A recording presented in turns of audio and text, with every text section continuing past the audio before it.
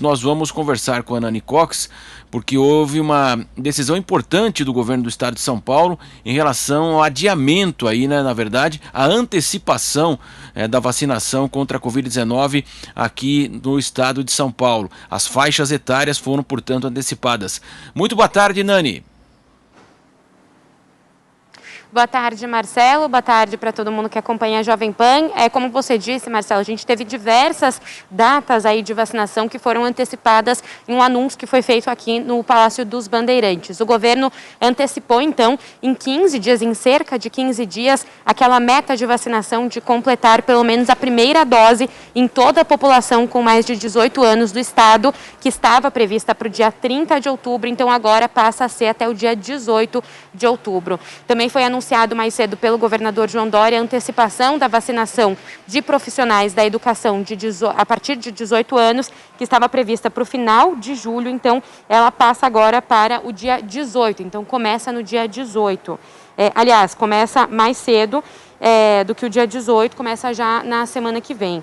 Também antecipou e vai iniciar a vacinação de pessoas com deficiência que não recebem o benefício de prestação continuada e também de grávidas e puérperas sem comorbidades para a partir de amanhã, dia 10 de junho.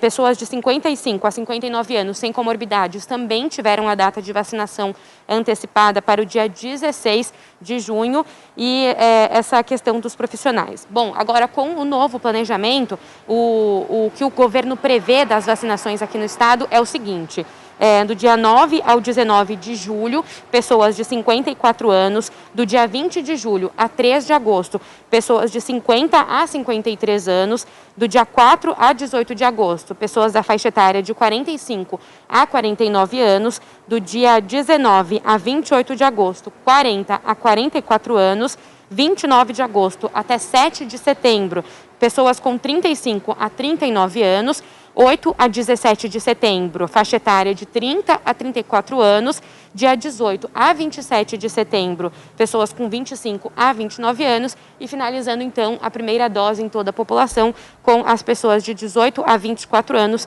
entre os dias 28 de setembro e 18 de outubro, então finalizando aí no dia 18 de outubro a vacinação aqui no estado. Também teve a prorrogação da fase de transição diante dos aumentos, de taxas de ocupação de leitos de UTI e também de infecções aqui no estado. Então foi prorrogado por mais 2 semanas essa fase de transição que a gente está agora. Então todos os estabelecimentos, eles funcionam até as 9 horas da noite e com até 40% de ocupação máxima, do máximo permitido dentro desses locais. Lembrando que ainda tem o toque de recolher das 9 horas da noite até as 5 da manhã.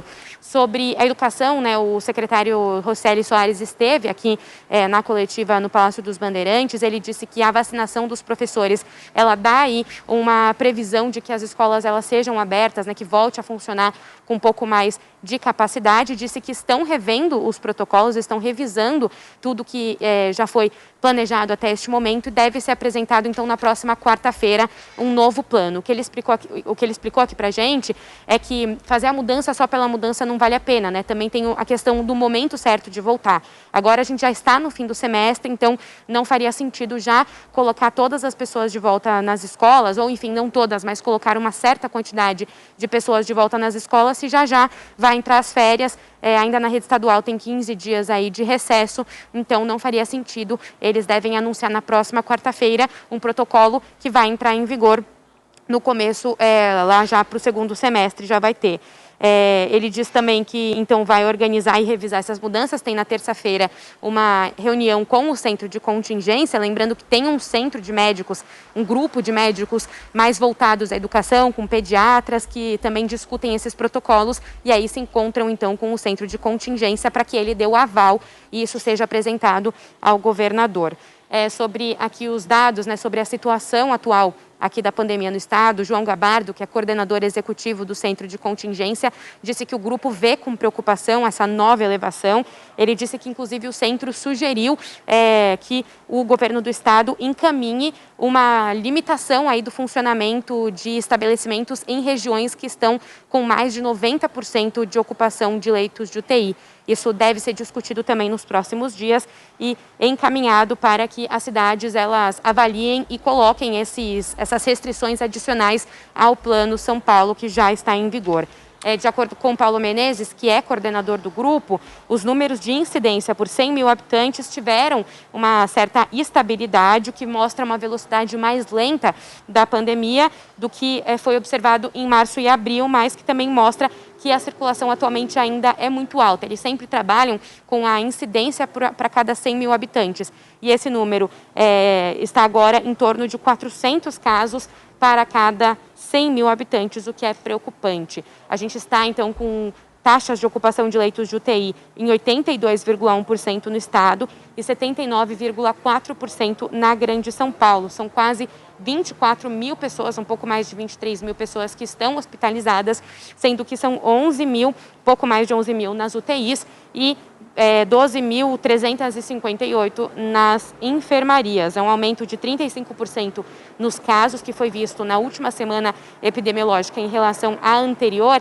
mas isso tem uma questão aí, de acordo com o secretário de Saúde, Jean Gorenstein, teve um aumento de testes, né, então está mostrando aí uma incidência maior e também teve um problema no sistema que faz a contabilização desses dados, o que fizeram com que eles fossem todos aportados em determinados dias, então aumentando essa incidência. Teve um aumento de 0,6% nas internações e uma queda de 19,5% nos óbitos. Inclusive, teve uma fala aqui do governador João Dória, ele foi perguntado sobre as manifestações que estão marcadas aqui no estado, tanto a favor do governo quanto contra o governo, mas uma que foi inclusive chamada aí pelo presidente Jair Bolsonaro, e ele disse que vai multar Bolsonaro se ele vier aqui para o estado promover aglomerações e não usar as máscaras. Marcelo. Sem dúvida, isso eu tenho certeza mesmo, isso não vai passar em branco aqui em São Paulo, imagino mesmo, essa motociata que é esperada para este sábado, concentração ali no AMB, e expectativa, segundo o presidente, ele colocou até em rede social, 100 mil pessoas em motos por São Paulo, pela Marginal Tietê, Pinheiros e depois a finalização aqui na região da Avenida Paulista. Agora, Nani, outro dado curioso também, o Rio de Janeiro está antecipando cada vez mais também o seu final da vacinação, né? E ao que tudo indica, São Paulo também faz isso aí. Quem vai terminar primeiro também virou uma disputa, hein, Nani? Você sabe, Marcelo, que ontem o governador do Pará, Helder Barbalho, também anunciou que toda a população ali do estado com mais de 18 anos seria vacinada até o final de setembro. Então, de fato, parece aí uma corrida entre os governadores para ver qual estado vai terminar primeiro a vacinação. Inclusive, por falar em vacina, Marcelo, teve também um questionamento aqui a Dimas Covas, que é presidente do Butantan, a respeito da Coronavac e da Butanvac, né? Aliás, o atual ministro da Saúde, Marcelo Queiroga, deu depoimento ontem na CPI da Covid, falou sobre a Butanvac, até deu a entender que preferiria comprar a Butanvac à Coronavac, lembrando que a Butanvac ainda não teve os testes em humanos aprovados pela Anvisa. Então, o que o Dimas Covas explicou aqui é que na segunda-feira, Queiroga enviou um WhatsApp para ele perguntando se poderia fazer essa troca, né? Tem essas 100 milhões de doses que estão já encomendadas pelo Ministério da Saúde da Coronavac e o Ministério da Saúde negocia uma compra adicional de 30 milhões de doses. Então, Queiroga questionou o Dimas se poderia trocar essas 30 milhões de doses da Coronavac por 30 milhões de doses da Butanvac. Dimas disse que respondeu a Queiroga que seria possível fazer essa troca, mas ainda não teve nenhuma reunião oficial para bater o martelo e, segundo Dimas Covas, isso pode ocorrer a qualquer momento. Também foi questionado aqui sobre o uso da vacina em crianças com mais de 3 anos, né, que foi aprovado na China. Dimas Covas disse que isso foi aprovado, as crianças da China ainda não estão recebendo a vacina, mas que assim que esses documentos forem enviados aqui para o Brasil, né, mostrando os testes e mostrando que a vacina é segura para esse público, que eles vão anexar um dossiê na Anvisa e também pedir que essa vacina aqui, a Coronavac, ela seja usada aí para crianças de 3 a 17 anos, Marcelo.